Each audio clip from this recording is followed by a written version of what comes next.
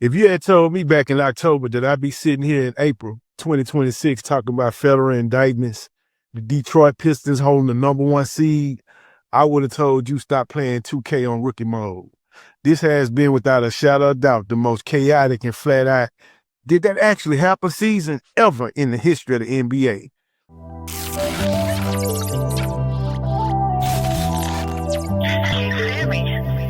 you get what I'm saying? We all famous. I drop my top right now and this big old brainless. Mama, I made it. Welcome to the We Are Famous show. I'm Simbo. That's my partner CL.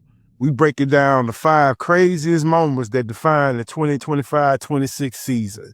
CL, what it do, homie? What it do, homie? I'm in the highs. What's going down, baby? Oh man, hey man, playoffs getting ready to jump off. You know what I'm saying? So before the playoffs kick off, I just want to do a little recap of the craziest. This has been a crazy season right here, and I ain't just talking about the play on the court. I mean, so I got 5 of the craziest things, man, and let's just give our opinion on it and see what it is. So starting at number 1, and honestly, this feels like a script out of a movie, man, a crime drama. You know what I'm saying? Like we watching the Power series or something. Like 50 them wrote this. Earlier this season, the league was rocked by federal gambling probe. I'm talking about active player and an active coach. The active player was Terry Rozier from the Miami Heat, and Hall of Famer turned head coach Chauncey Big Shot Billups being indicted and arrested by the feds. Rozier was allegedly involved in an illegal sports betting scheme, insider info, prop bets, and the whole nine. And Billups, he linked to a high-stakes illegal poker ring with the mafia ties. I mean, come on, man. You can't make this up. You can't make this up. Now, allegedly, they innocent until proven guilty, but they have been indicted and arrested, perk walking everything. This is crazy. One thing I don't understand, how you get involved with something that got to do with mafia ties, but the mafia ain't in trouble. He in trouble. The small fry in trouble. But y'all ain't messing with the mafia. Go ahead. I haven't seen a mafia guy take a perk walk for this case yet. Haven't seen it yet. Yeah. That's the part I don't understand. You got an active player who probably making a decent little living off of it. I don't know what Billups did with his money, but I'm pretty sure he's making it in the millions, but he's not making the billions these mafia guys got. So why y'all going for the small fry instead of going for you going for a Wendy's fry instead of going for the McDonald's fry? Because McDonald's fry is the big fry. So why y'all ain't going for the McDonald's fry? Well, that's true. We seen betting scandals before, but the Fed stepping in to make arrests, man, that changed the league forever. It's a dark cloud hanging over the league right now when it comes to that, because they can't be the only ones. You understand what I'm saying? So I don't know if the others have cleaned their thing up, but man, how you make millions of dollars and you doing prop bets with you're not even gonna make a couple of thousand. I mean, you probably get more money in per diems from the team. It makes no sense. But anyway, let's keep it moving, man. So in number 2, and these is not the order of the worst. I'm just saying this is a misafire. So speaking of things that aren't exactly by the book, let's talk about the LA Clippers.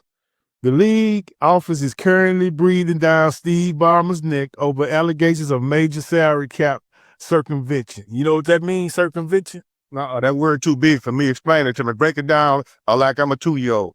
Okay, like you're in the classroom with the 2 teachers. Okay, I'm teaching number 1. The report from Pablo Torre was a bombshell. Allegations that Kawhi Leonard was being paid $28 million under the table through a third-party sponsor called Aspiration. $7 million a year in a no-show job to help the Clippers keep their salary cap space flexible. So basically, in ebonics, in hood term, you got a contract with me, but so I don't got to pay my taxes to the IRS. I'm paying you cash under the table. You know what I'm saying? So that's basically what was happening at that level. So once again, I don't hear too much about it, and it's probably mostly because Kawhi Leonard is like a quiet guy. He got a clean record, so they kind of keeping it under the. Yeah, they keep it on the table, but you looking at the wrong person. He just take the payment. It ain't him. It's the owner. It's Ballmer. Ballmer one of the richest. He one of the richest owners / governor, whatever you call these new dudes these days. In professional sports, you know what I'm saying? So that's why it's under the table. It's the owner that's actually going through it. And that's what I'm going to say. You're going after the millionaire, just like the last thing we just talked about, but you're not going after the billionaire. The billionaires, y'all making it seem like Kawhi Leonard thought of this on his own. This is something that's been going on. That the billionaire's been doing this here. So this is not the first instance that they've done it there. This is not the first time in league history, I'm sure, that this been going on. It's been going on. But you know what it done up. You right. I see your pattern where you going with this. And if you look at this though with the Kawhi thing, I will always wonder why he picked the Clippers over the Lakers. You know what I'm saying? Because he probably knew he should go get that. They probably offered him that extra bag under the table, allegedly. You know what I'm saying? So I don't know. But look, if the NBA bring the hammer down, we talking about voided contracts. They could void his contract. They could lose draft picks for years. That's this messy, man. This messy right here. You know. Is that Kawhi Leonard problem? Kawhi Leonard is not the one making the numbers happen. The league, the agents, all these people. So how they put it on him and even bring his name up in the mix to try to void his contract? Hey man, I don't know. It's above my pay grade, I guess. You know what I'm saying? I don't know. I don't make them kind of dollars to make them kind of decisions. You know what I'm saying? And if I did, you know, I have a better answer for you. But that is what it is. But I see what you're saying. The billionaires, they coming after the millionaires and punishing the millionaires, and I get it. You know, that's a good take home, boy. You know what I'm saying? So look, let's go. Number 3. It's almost been a tradition at this point. James Hart, he traded again. And after the drama in LA, the Beard packed his bags for Cleveland. But here's the kicker. It's actually working. It's actually working. The Cavs have been on the tear since he arrived. And Harden has reportedly become a team leader. You know, he making the team have walkthroughs in hotel lobbies, you know what I'm saying? They putting tape on the floor. I mean, he actually came to Cleveland and became a leader. Who'd have known? I've never seen a superstar player get bounced around on this many teams as James Harden. And all the teams you've been bounced around on, it's about time to become a leader. Why take all that for you to become a leader? But thing it is, the best thing coming out of there because James Harden now, you're not the first option no more. You're like the third option. So it's good. That's a great move for him. But now he got time to focus on being a leader. He hopefully got all this strip club stuff out the way, tricking and all he was doing. And now he can focus on being a grown ass man and teach them young bucks on how to be real NBA players. Well, hey man, look, say what you want. Say what you want about the trades. But the man still know how to lead an elite offense. You know, he's still leading in the statistical categories on the 4th team that he's been on. You know what I'm saying? So I get you saying he's the third option, but I think that he's actually the leader. I don't think they got a number 1 option, but you know, that's neither here or there. You know what I'm saying? Donovan Mitchell is the leader of that team. He's the leader of that team. He's the number 1 option. I'm not gonna say he's the leader because I think that he's took a step back to let Harden be the leader. He's just the number 1 option. I understand what you're saying, but let's keep it moving. Number 4. Now, for something purely on the court this time, you know what I'm saying? It ain't about gambling and paying people under the table. On April the 12th, Bam Adebayo did the unthinkable. In a game where the Heat was shorthanded, Bam didn't just step it up. He exploded for 83 points. That is the second highest single game total in NBA history, trailing only Wilt and Kobe Bean Bryant. Now, you want to go long or you want me to go? Go ahead, man. Go ahead. I Bam is an extremely likable guy. I got nothing against Bam. Kudos to him for getting 83 points, man. Kudos to you, but the way he got the 83 points, that's the problem I got with the way the other team allowed him to get the 83 points. That's what I got a problem with. It's not a quote unquote real 83 to me. It's 83 in the historical record book, but it to me, seeing it with my own eyes, it got an asterisk on it just because I saw the way he got the 83. Okay, well, he dropped 7 threes. He went 36 for something crazy at the free throw line. That's the crazy stat right there. So almost half the points came from the free throw line. Who gets 36 plus time? That's crazy.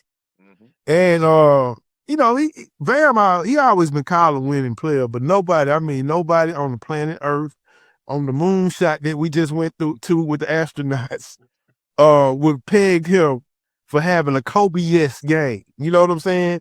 And erupting like that. Out of all the people in the NBA, I mean, Bam is he always a second, third team type NBA player. Like he's good. He's that good. But nobody ever thought he would explode for 83 points, bro. If he got 83 and the game was close all the way through, where he had to be on the court to get that 83, I could say, okay, it's warranted for him to get that 83. But when you beat the team by 30 points, you have no reason to be on the court, period. So to me, like I say, the fouls and fouling him on purpose and all that stuff just to send him to the line to see if he gonna hit the shots to get it, that's just astronomical that he went to the line that many times, took that many shots, all of it with a 30-point lead that he shouldn't even been on the court for. So kudos to you. I can't take it away from it because in the historical books right now, but to me, he got an asterisk on it. He got an asterisk on it. Got a star on it like them Pittsburgh Steelers. You know what I'm saying? Hey, okay, man, that's another thing. Finally, maybe the biggest shock in the system is the Detroit Pistons are the #1 seed in the Eastern Conference. As of today, they're sitting at 60 wins. They went from the bricks to the bottom to the bricks, you know what I'm saying? To 60-22, looking down at Boston Celtics and the New York Knicks. I mean, the turnaround in Motown, hey, it feels good, but it's still a little confusing at the same time. It got to be the story of the year. I mean, Bickerstaff got to be coach of the year, man. He got to be. Yeah. Like I say, started from the bottom, now we're here. Started from the bottom, now we're here. Detroit is definitely starting from the bottom, and they are definitely there. Now, is you get the #1 and seeing what you can actually do in the playoffs is totally different. Because a bunch of #1 don't make it to be #1. So we'll see. Never know. Somebody might get in the playoffs and make you look like your #1 wasn't what it was. So I think Cunningham back. I think he kind of healthy. So we're gonna see what they're gonna do since they got they fully staffed. Well, they not just winning, they dominating. But if you had a Pistons #1 seed ticket in Vegas at the start of the year, man, you probably retiring by now. You know what I'm saying? You wouldn't have to be on no more paper routes, no nothing. You know what I'm saying? If you'd have been to Big Vegas and walk up to the sports book and say, hey, man, I want to put this wire on the Pistons being the #1 seed in the East, hey, man, that probably would have been 600 to 1 odds. Nah, that probably been 1,000,000 to 1 odds, man. You probably would have hit the lotto on that for real. On the cool. You got a better chance of Woody Marks being the rushing leader in the NFL than the Pistons being the #1 seed. Then if it's being the #1 seed. I don't think nobody out there had them on, you know what I'm saying, with it there. I don't know if it's in Detroit or where it is, but they have more chance of putting their money on fresh water in Michigan than try to put their money on it there, because I know they water. You mean Flint? Hey, man. Oh, that's Flint, Hey, okay. Yeah. Hey, at Cars Corner 44, all you people from the Michigan area, the Flint area to be exact, at Cars Corner 44. Now we are famous. At Cars Corner 44, one word, at him. He said that, look, indictments, secret payments, 83-point games, and the Pistons at the top. If this is what the 2025 season looked like, man, I'm excited to see what happens in the playoffs. You know, hey, man, thanks for rocking with me, Simbo, and my partner, CL. This has been the We Are Famous show. Hit that subscribe button and let us know what you think in the comments. Which one of these 5 was the biggest shock to you? Remember, you got to subscribe to get notified because we are famous.